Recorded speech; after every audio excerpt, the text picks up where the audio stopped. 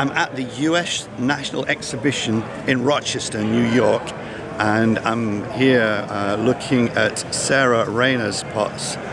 This lady had a stand, you wouldn't believe it. This is what's left of her stand. This table was completely full, stacked up high, and these are the pots that are left.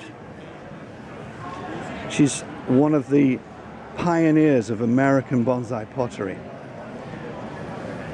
So let's go over and meet her. Hi, Sara. Good morning. It's been a good show. How has it been for you?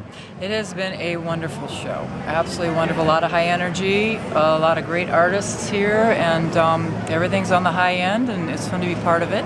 Okay, this film is predominantly for other potters, so tell me about your firing techniques. So how are you firing? Are you firing gas or electric? I fire with gas right now. I'm firing with a natural gas on a city line, and I will shortly be moving my studio out in the country and having to kind of learn how to fire with propane. Hopefully it won't be too painful, and rebuilding everything, so it'll be a learning curve with the new system. Okay, so what sort of body clay are you using? It's a high-fired stoneware. I do use some porcelain. It's got a lot of grit, a lot of tooth. It's basically just your ovenware, casserole type clay body, which I've always used, and just sort of modified my glazes a little bit to be more for bonsai.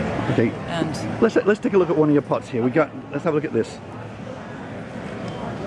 So I really like this. I've actually bought a pot in this color. So what are we looking at here? It's a copper glaze, which the way I fire turns out with a lot of turquoise overtones and some reds popping through, which is also an effect to get with copper, especially when you do it on porcelain.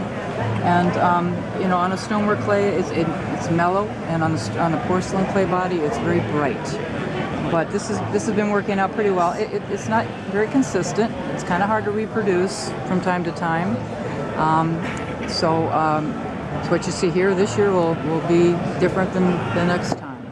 You know what has impressed me most about your pots is all the colors are really subtle. There's nothing really bright or vibrant or sharp there, yeah. And that for me is nice because it works extremely well with the trees.